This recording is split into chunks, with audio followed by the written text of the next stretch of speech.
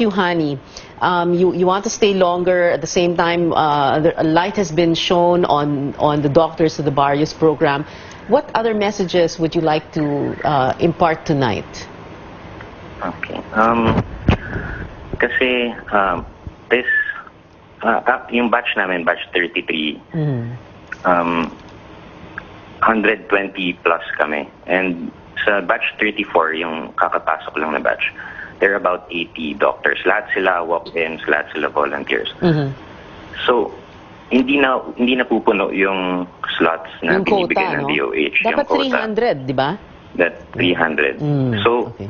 I know maraming parents, kunyari, all around the country right now, pag nagsinabi ng anak nila na gusto nilang mag-DTTB, baka sabihin na, no, ganyan, syempre dahil sa nangyari. But I hope that instead of being discouraged, I hope that they get inspired by the life of Dr. Perlas. Kasi, yun nga, there are reasons why he chose to stay there, even though he didn't need to. So, he had good reasons. So, all right.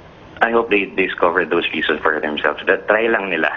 Okay. Sana mas dumami pa yung DTTB. Okay, a final word from the both of you for each other. Doc Yuhani, do you have something to tell your mom? Relax lang. Relax lang okay. Daw. Sobrang okay talaga ako dito. And see you soon.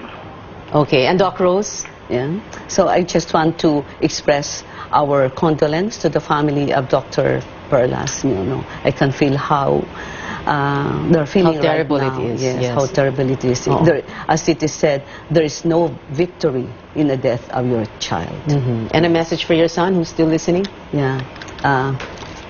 Congratulations, because they have just the Sea Ambulance, and they also have this program on. Ang dami niyang projects doon. Yes, yeah, and and he's really serious into helping the underserved of Tagapulan. And please, Tagapulan, please keep my son safe. Take care of my son. Sure naman yun. Yes. Sure yan. Okay. Yes.